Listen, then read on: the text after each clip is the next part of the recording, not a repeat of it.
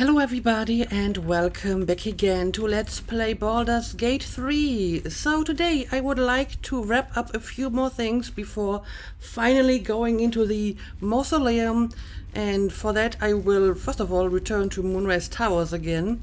I'm still in this little, I don't know, grotto that is apparently part of the Toll House, but it doesn't look like there's a lot of stuff going on here. So yeah, let's just head back out. Should mind my step. And let's return to Moonrise Towers, because there's still a few things I would like to do. The lever is probably just for the door, I'm guessing, and I have already looked at all of this. What's inside? I guess there's a few crates I haven't checked out yet, and sure, I can sell all of this crap in Moonrise Towers. We have some traders in there after all.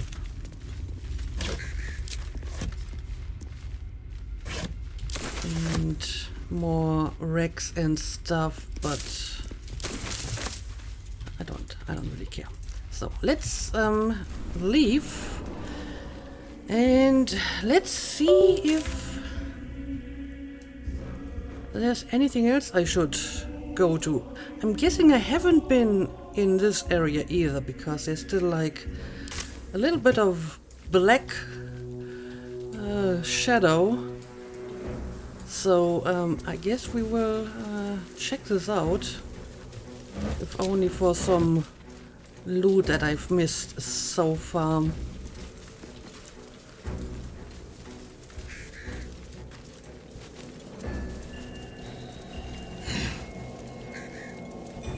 Right, so we can go through here. I'm guessing we're underneath. Oh, well, look at that. Speaking of loot, I will gladly take whatever that is.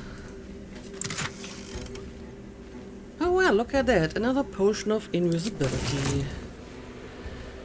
And I'm guessing this is like the bridge leading to Moonrise Towers. So if I just go up here... Oh, hang on a second. Does this go anywhere? I mean, it looks like it would. But as far as I can tell, this is not an area I can actually go to. No, I will just... fall to my death. Okay, never mind. Let's get back up here. And now we are like right next to the entrance. We have been inside the Waning Moon, but this area probably wasn't part of it when I was here the first time. Let's take a look at this.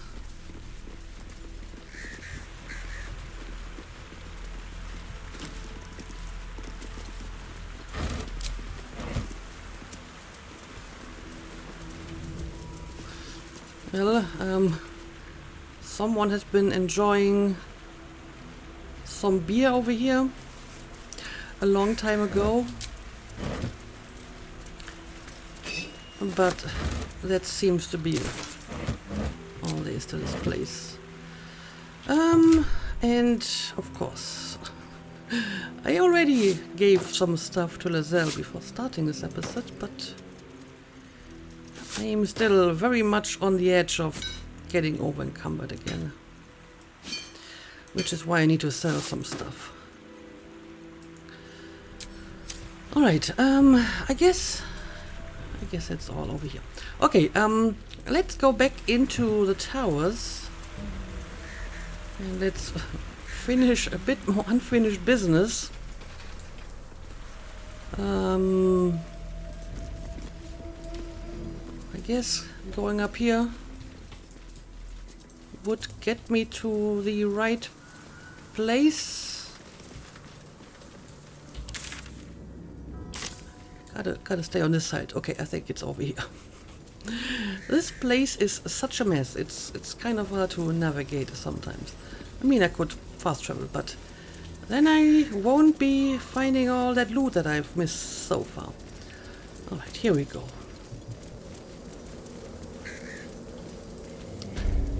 Well, at least these guys aren't hostile, so they haven't noticed all the shenanigans I have been up to in other parts of Moonrise Towers. They are still all oblivious to that. Okay, first of all, let's go and trade. Quick word. Well, Flo didn't tell a lie. She said you'd find me, and here you are. Karlak, isn't it? Now there's a name I'd hope never to hear again. What was Flo doing here? Didn't think to quiz her about her business. Well, he's a lot friendlier all of a sudden. But yeah, clearly these two know each other. Karlak, who's Flo? What did this person want with Karlak? Enough, I want to trade, not chat. No, tell me what this is all about, please. Florenta the Garotta. A Cambion I knew back in Avernus. She was the closest thing I had to a friend. That said, she would have choked the life out of me if I ever turned my back on her. Great. The fact that she Just knows the where I kind of am, friends where you I need. might be going, doesn't exactly delight me. Huh, okay, so do you think we will meet her at some point? Is she a threat? If she rears her head, we'll handle her. What does she want with us? Yeah, could she be a threat to you or to us? Maybe. Probably.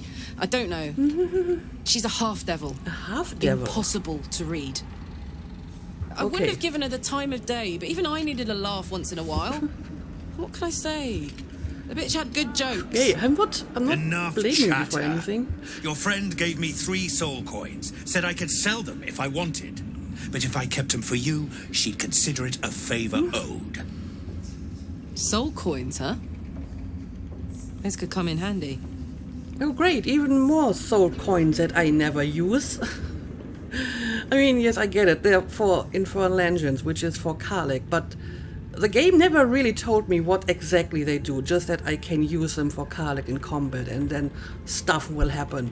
But it didn't really tell me what is going to happen and if there are repercussions, since, you know, there's a soul of a person inside and so on. So I never actually used one, I think. Let's have the soul coins then. We shouldn't take anything offered by a devil, too risky. I don't know, Karlak seems to be interested, so I guess we can at least take a look at them. Sure. But she did have a condition. For every coin you take, you've got to hear the story of the soul trapped inside. There you have it. Flo came all this way just to try to make me feel like shit. Clever use of her time. Memorized a bunch of sad stories on her behalf, did you? Didn't need to. Your Flo did some devil woo-woo and stuck 'em in my head. Interesting. Couldn't forget now if I wanted to. Well, that's You kind want of the terrible. coins or not? I honestly feel that I don't need the coins because I've been doing fine without them so far. But I'm also kind of curious to hear the stories, to be honest. I mean, apparently she told him those stories to make Karlak feel bad, because if she uses the coin, then I guess the soul inside gets destroyed. Then again, if the soul is trapped inside a coin, maybe destroying it is actually a mercy, because, I mean, what is a soul supposed to do inside there? It's basically a prison, right? So, yeah, I don't know about that. Fine, get on with it then. No, we're not playing her little game. Yeah, sure, let's hear the stories, why not? First coin's got the soul of a woman named Mavery. She was born to a cruel mother and a violent father and 3 evil brothers, all named Baldur. She never knew a day of love in all her life. When she was a girl of 15, she sold her soul to Tiamat in exchange for someone who would love her unconditionally. She got what she asked for. A fellow named Clint, destined to be her soulmate. Struck by a cart and died a few moments after clapping eyes on our Mavery.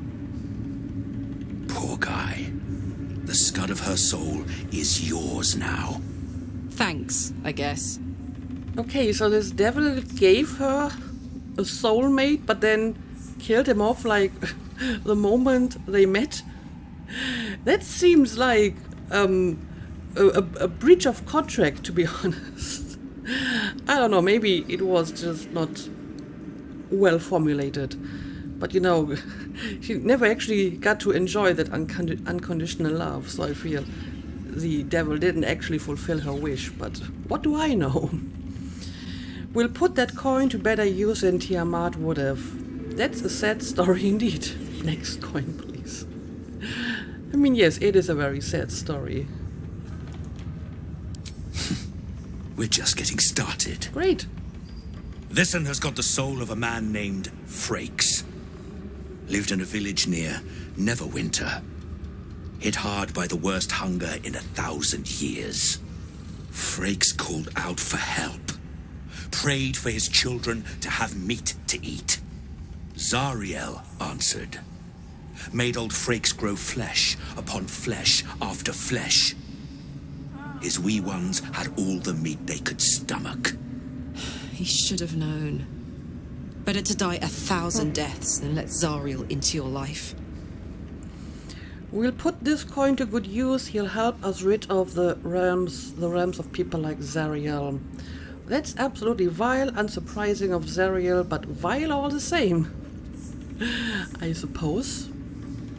Karlak's the one set to consume his soul, I hear. We'll see about Last that. one's got the soul of a little boy named Ungir.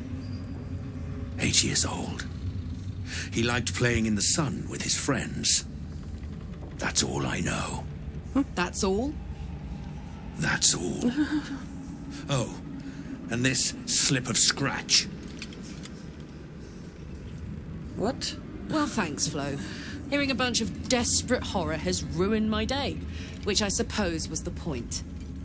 You got 3 soul coins out of the bargain, didn't you? I'd quit whinging if I were you.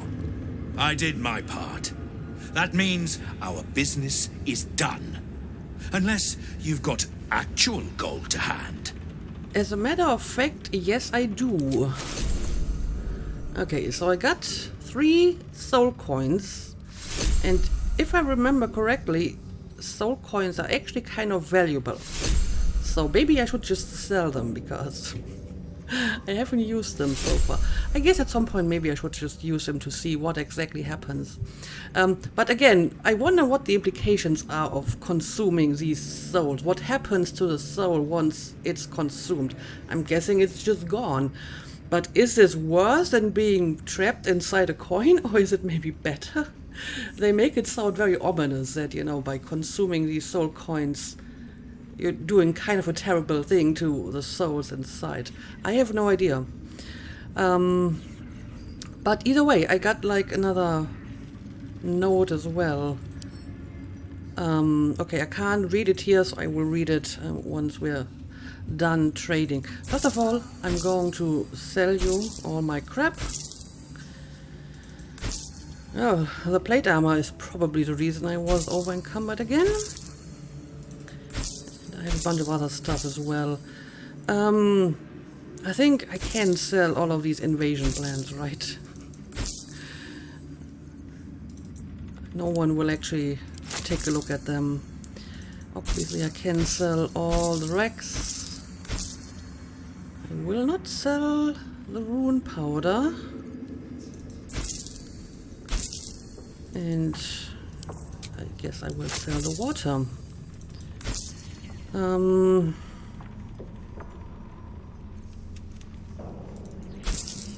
all of that can go away as well. And that, and that, and that. And maybe some of this stuff too. Spider step boots. I mean, these are extremely specific, but if I ever need them, then I may actually want to have them.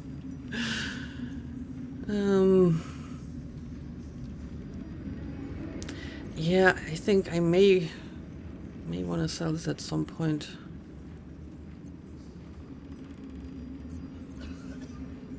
Reverberation. I don't know. Maybe I'm going to keep them for now. But I think I can sell all of the rotten stuff here.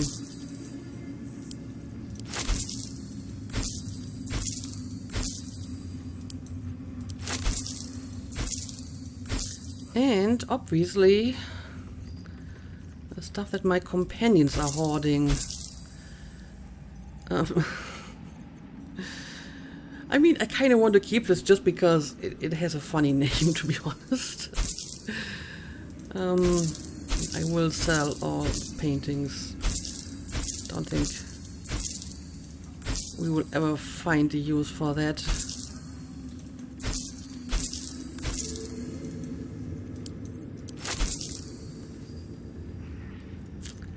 And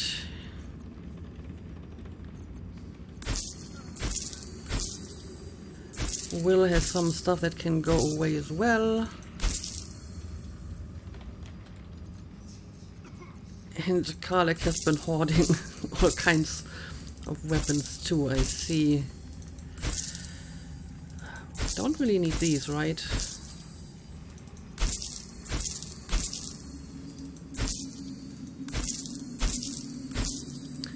Protective plate grants resistance to necrotic damage.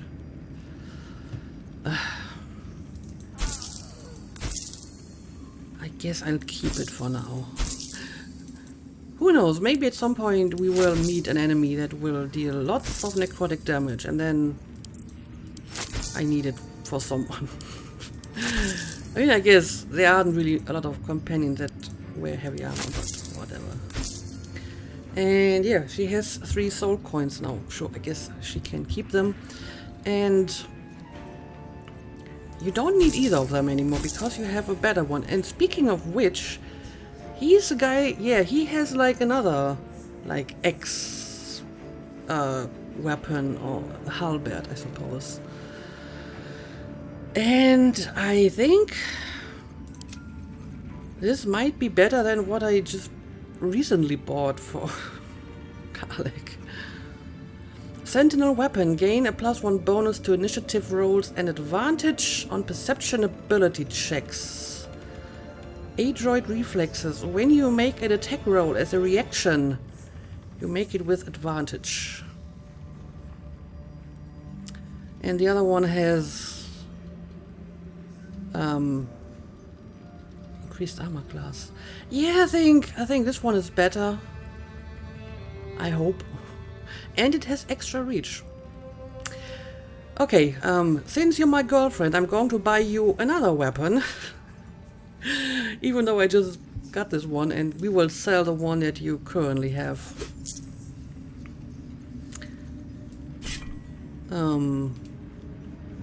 There you go. And we will sell this one to Lantav.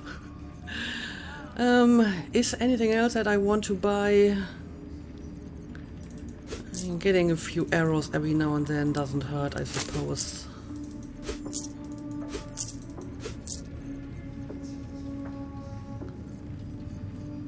And how many of these do I have? None, apparently. Okay. Well, let's get one of them. I haven't really felt the need to get any of those so far. Okay, I think we're good. Better hope you can handle what I've got. Okay, so now that we have concluded this business transaction, I would like to return to Catheric's private room. Because apparently I missed something in there when I was there the first time. And I do remember that at some point Gale noticed like a hidden object, but I was reading something, so I couldn't actually see what it was, and I don't think I ever found it afterwards. So I think we can actually enter Balthazar's quarters now. We got the permission to do that, right? And then we should be able to go to Catheric's quarters from there. Oh, what do we got here? Taking the groves off the table. That's a very long scroll. Dictated to Scribe Yanthos by General Catheric. Druids, meddling and meddlesome. I have a history with them that makes me worry of underestimating them. They will certainly not welcome the rise of the Absolute in their vicinity and could become significant obstacles if we don't find a way to take them out of play. I speak here for starters of the Emerald Grove and of the Cloakwood Circle. They cannot easily be defeated without a significant diversion of resources, but they can perhaps be neutralized from within. Druids, by their very nature, do not smile, Yanthus. Oh, he's making a pun. Oh, you, Catheric. Value the balance of natural forces over the welfare of humanity in general, and in the extreme this is expressed by the faction historically known as the Shadow Druids, who favor complete separation of the circles from what they regard as the ills of civilization. We shall identify the current leaders of the Shadow Druids, cultivate them with gifts while intimidating them with threats, and encourage them to see that the wisest and most prudent course is for the Druid circles to stand neutral as the army of the Absolute marches on the blighted cities of the civilized. Disciple Zorel shall select an appropriate agent to parley with the Shadow Druid leader. Eventually all shall be infected with tadpoles. Yep, basically they were using the Shadow Druids to kind of manipulate the Druids into a more isolationist position and, not interfere in this conflict again. And I mean, they almost succeeded because they were able to manipulate Karga, but luckily we managed to bring back Halson and he put an end to that, and this is certainly vindication for that. But yeah, that is an extremely long scroll. Invasion plans for Baldur's Gate. Okay, is this the same we've seen already? Yes, it is. Apparently they're just plastering these invasion plans everywhere around this tower. So it's kind of hard to miss. Orcs of the Trialta Hills. The recent dismemberment of Agent Moss, True Soul 26, by Lord Harrod's guards at the Ringfork stronghold is a clear indication that our strategy for co-opting the Orcs of the Trialta Hills needs to be adjusted. Sending a herald to talk was regarded as evidence of weakness, so we must assume an attitude of dominance in our next attempt. The true soul among us who best understands Orcish customs is undoubtedly Sir Yex of Scornable. He shall be sent, backed up by a pair of ogres, to deliver a direct personal challenge to Lord Harrod, using as an excuse the dismemberment of Moss. Yex is to defeat Harrod and then force him to swear fealty to the Absolute, and in return we shall back Harrod in the conquest and alliance of the other two Trialta tribes. Inform Sir Yex as soon as he returns from the Werewoods. Disciple Zorel on behalf of General Catheric. Okay, I'm not sure if we ever heard any of these names before, and if this has already happened, or if this was just a plan for the future. But clearly they have been working hard to get everyone around on their side. As a matter of fact, there might be more over here recruiting gnolls. Here we go. Apparently even gnolls are supposed to become part of the army. I mean, we have seen some in the kitchen already, but that didn't really work out for them, right? Though gnolls verge upon being brute beasts who cannot follow orders couched in even the simplest terms, they can fulfill one important role in an army such as the one we are building, that of vanguard shock troops. Howling Gnoll berserkers can be sent ahead in frontal assault to absorb defender spells and missile volleys, exhausting our enemy's ammunition before the arrival of the organized phalanxes of our less savage troops. Accordingly, Rexlin's Hobgoblin Rangers are hereby detached to the wilderness to track down Gnoll war packs, capture each pack Flint leader, and bring them back in good condition to Moonrise Towers for tadpoling. The Flints can then be returned to their war packs, where we can count on the rank and file to follow the order of their leaders, who will then be loyal to the Absolute. 6 such packs should meet our needs. See to it, Disciples Rel on behalf of General Catherick. Okay, this is something they definitely did. We have seen Rexlin in the vicinity of the Grove, the Goblin Temple, and we have met at least one tadpoled Gnoll. So they certainly put that plan into action. And is there anything else here that I've missed? I may have, because when I came the last time I kind of walked right into a cutscene and didn't really look around a lot in this area. Plenty left to see. And there's plenty left in this game too, I suppose. But yeah, let's go upstairs, and I hope we can... Still alive, so that's progress. Let's stay inside, please. Okay, this is where I have to go to Balthazar's quarters, and I think I am allowed to go inside here now. Yes, I am. I may want to take a quick look at some of this stuff.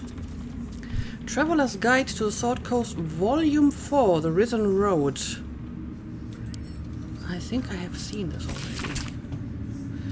The stained, well-thumbed pages filled with traveling advice that seems to be decades out of date. Those who seek to journey to the coast from the interior regions lying to the east will typically seek out the Risen Road, running parallel to the river Shiontha. The Risen Road provides an overland route all the way from Elturel to Baldur's Gate, and is proven tempting to travelers seeking an alternate to the river barges that sail the Shiontha. A portion of the road approximately halfway between Elturel and Baldur's Gate has in recent years developed into an enclave for Saloon worship, with a temple of not insignificant splendor lying near the road. Indeed, an entire village, Moonhaven, has developed alongside the temple and can provide food and shelter to weary travelers.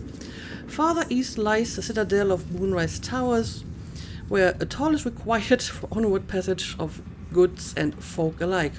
Some are tempted to go off-road in order to avoid the toll. However, bandits and other dangers may cause them to pay a much steeper price.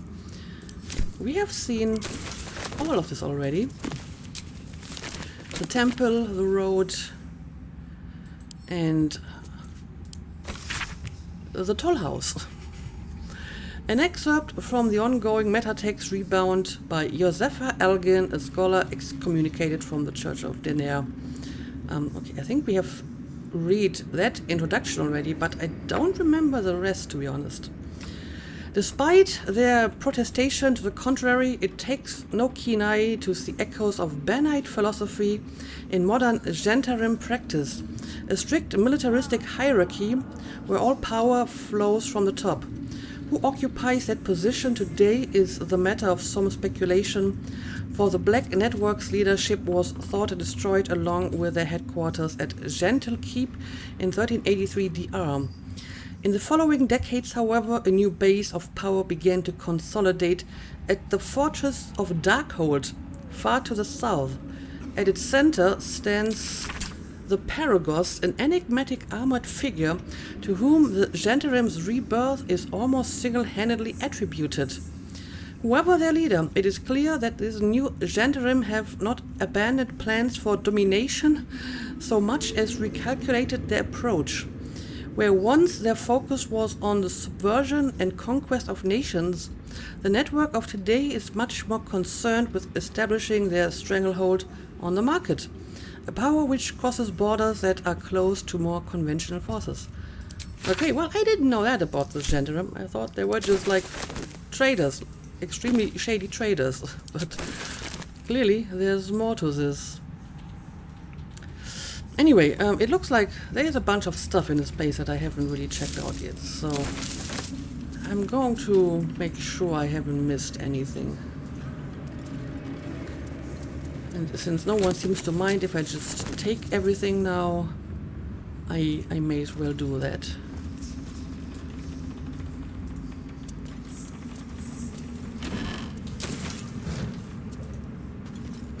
And all of this is empty. Alright. I'm pretty sure we have read all of this already. I mean, it's one of the reasons why I destroyed the scrying eye in here, because I wanted to actually look at all of that stuff. Beheading the bitter roots. What is that all about? The Grimforge region is an important choke point as it controls access to Moonrise Towers via the Underdark, but Grimforge is occupied by the Duergar Bitterroot clan. Oh, okay. We've seen that too already. Though not numerous, these Duergar are a band of tough combatants and could prove inconvenient obstacles should we need to move military assets quickly through the region. These Duergar must be neutralized.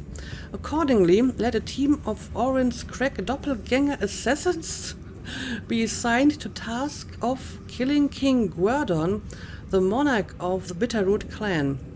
After the assassination, the team is to gather Guerdon's head and especially his crown before ensuring that both are hurled into the fathomless depths.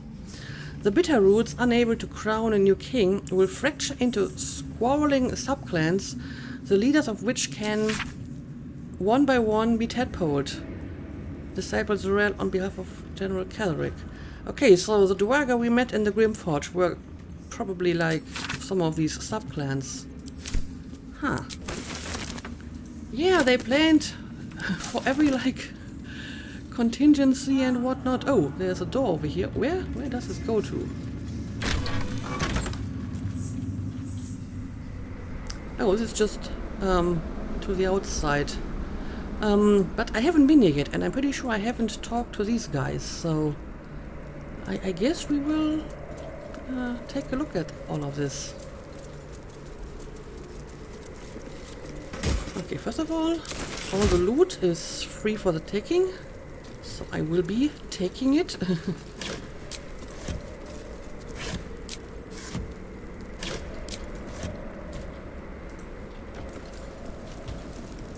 And now let's see what these guys are doing here. I mean, they might just be random NPCs, but whatever. Seen the view out west from the terrace? All those beasts camped under one banner. That's the Absolute's power. The General's power. I mean, yes, because they are tadpoled, they're being manipulated. It's unity, but it is forced unity and very often against their will. Hey, Trousseau. What's the word? Armies gathered outside. The General giving us marching orders. Nope, not yet. Not yet. I mean, he gave me kind of marching orders, or his assistant did, by sending us to the mausoleum, but that's about it. Keep it to yourself, but the General's advisor is missing. Right. Why, soldier, do you have somewhere else to be? The Absolute's plan will unfold in good time, have faith. I wonder how they will react to the news that the advisor is missing. Maybe spreading some doubt here might be useful. The Necromancer?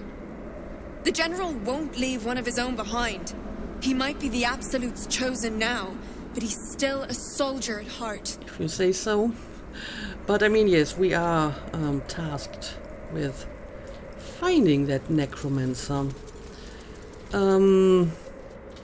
Okay, so we have another potentially beautiful view, but we don't actually see anything because it's dark.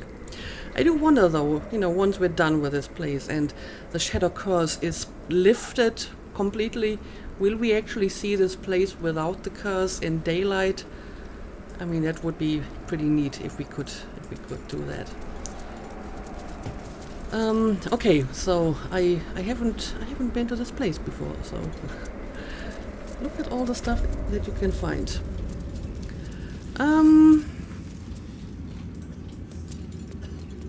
Do we have anything over here? No books from the looks of it. So let's move on. Alright, now we're back in the necromancer's room. So it shouldn't be a problem to go to Catheric's quarters from here. Yeah, pretty sure we have looked at all of this.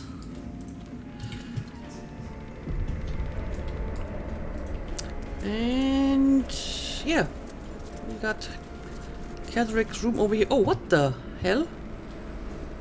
What is that? Squire. Is this going to be a problem? Stand, soldier.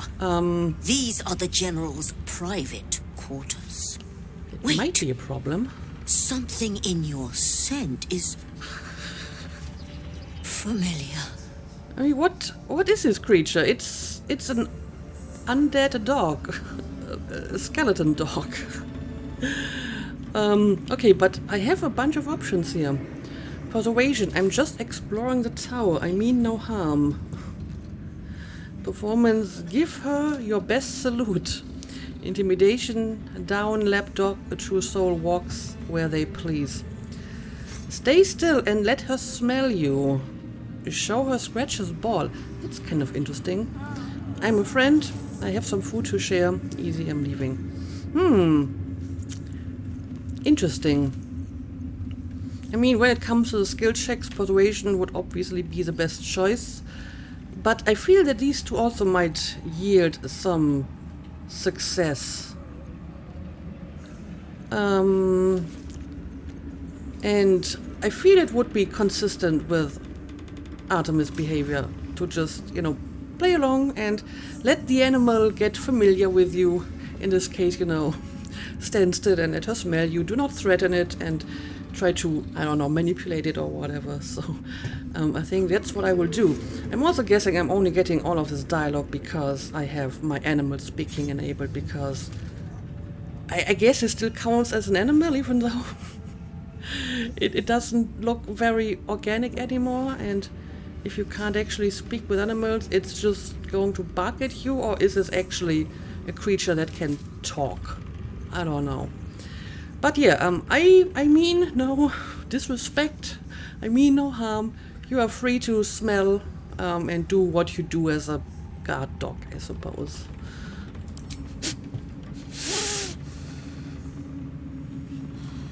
I do not know your face, but your scent. Selûnite magic. It used to fill these halls back when I was flesh. Okay. Since my master brought me back, Okay. this place smells wrong. His family is gone, replaced by bootlickers and beasts. You are neither. So tell me true. What is your purpose here? Okay, so this this used to be Catheric's dog, and apparently at some point it died because, you know, it's a dog, and this was like 100 years ago. But someone brought it back, which I guess makes sense because his like court magician is a necromancer apparently. But it's not really like a dog anymore. It's a walking skeleton, like the ones floating outside, right? So this is all kinds of creepy. Deception, to serve Catheric as loyally as you do. Of course, I'm not good at deceiving. I only want to stop the absolute. Your master's beyond saving. I'm here to end him. It's probably not something I should tell to a king's loyal dog to make sure your master dies screaming, preferably. Should I try to deceive? I don't know. What if I just be vague? I just want to stop the absolute. Apparently, the dog remembers, like, when this place was still a Selenite place and seems to enjoy that time. So maybe it would like to have the absolute gone from this place. I protect my master. What becomes of his master, I care not. Okay, fair enough. Pass, then. But I will be watching. Okay. My scent seemed to trigger a memory in you. What was it? Yes, can you tell me more about that? Not your scent. Selunite magic on your skin. The general once smelled that way when his daughter still lived. I died the same night she did. My master says, trying to protect her. Oh, interesting. I do not remember. But he brought me back. I will not fail him again. Interesting. So, the daughter died somehow in an attack, maybe, if the dog was trying to protect her. Also, oh dear, the door is open now. That could be a problem. I don't know. The dog doesn't mind if I'm here. Does the guard mind? Is the question. I mean, I had to convince the dog that I can stay here. So, I think I'm probably not supposed to be here, and the guard shouldn't catch me here. I will try to close the door, I suppose. Let's wait for Wonder if the gods the are guy to watching me. pass.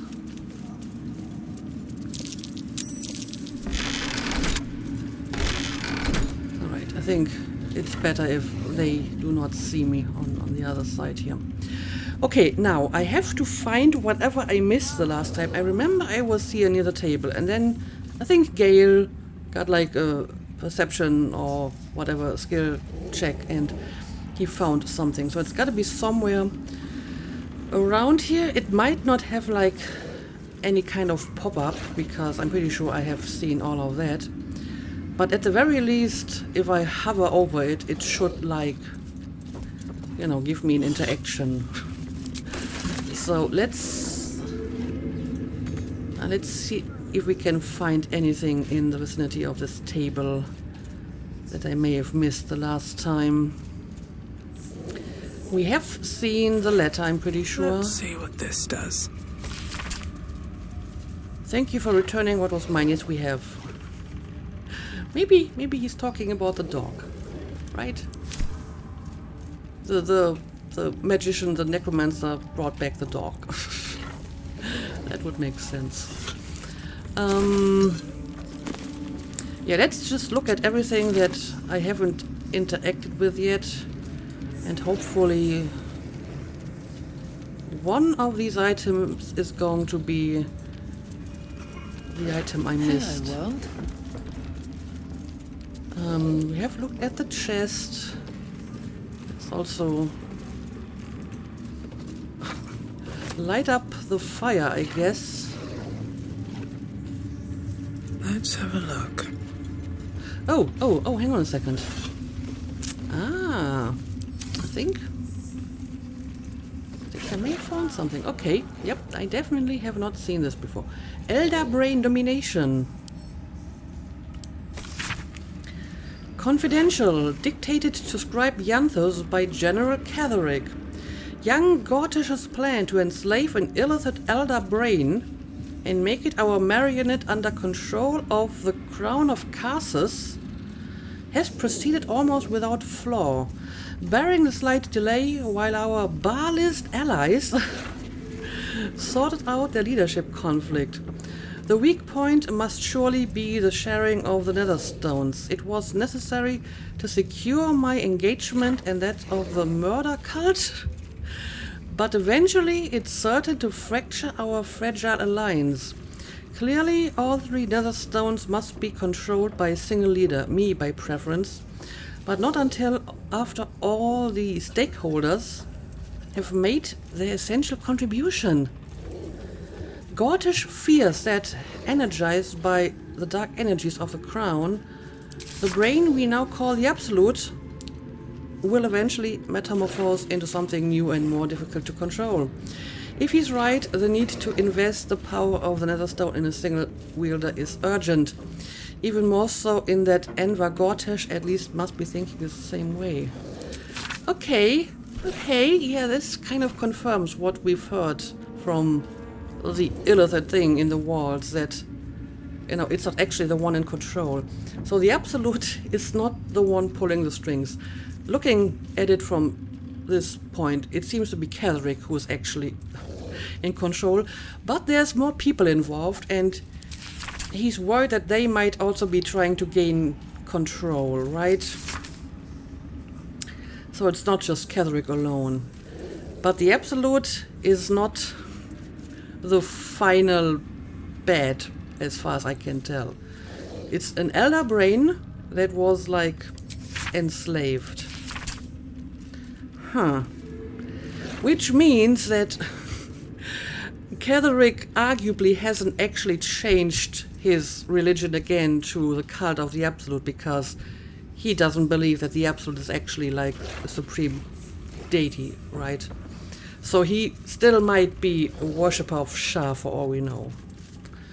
So that's interesting. I have no idea what the Crown of Karsus is, or what the Netherstones have to do with anything. We have heard a little bit about Baal before, but again, this doesn't really seem to be that important, because Ketheric seems to think that this is just a temporary alliance, so they don't seem to be the ones in control. It's still kind of unclear who is the one who's actually pulling all the strings here. But this is very interesting. This is indeed very interesting. Lots of new information. We'll take it. Okay, so I guess I have found what I was supposed to find. Can I talk to the dog Something's again? on my mind. Yes, soldier. Would it be alright if I gave you a scratch? I mean, you are very creepy, but you're still a dog, so I guess I will do it. You'd be the first of the general's soldiers brave enough to try. Well, I am very brave, so...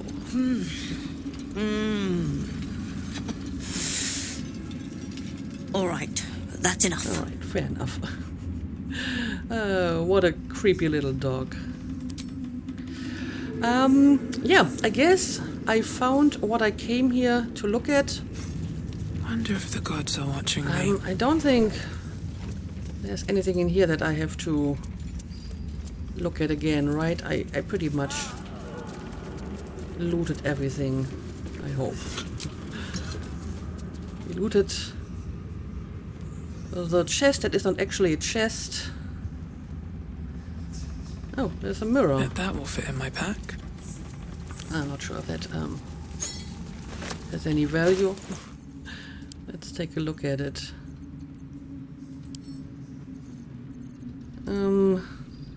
This handheld mirror has seen better days. Okay, it's just a random mirror. Okay, so I think we're done here. Which means the one thing that I still... Oh, hang on a second. Crescent moon earring. A single bronze earring shaped into the selenite symbol of a crescent moon. Death and divinity, a godly guide. Okay, I'm pretty sure I have read this before. I remember that. But yeah, I guess I will end the episode here. And in the next episode, I will return to the Last Light Inn. Unless I find anything else around here, but I am fairly confident that I've seen like everything important. But we have the door over here that I still have to check out, and we got like a little dark area over here. So we will take a look at that next episode, and then we will finally move on to the mausoleum. But for now, let's call it a day. As always, thank you for watching, and see you again next time.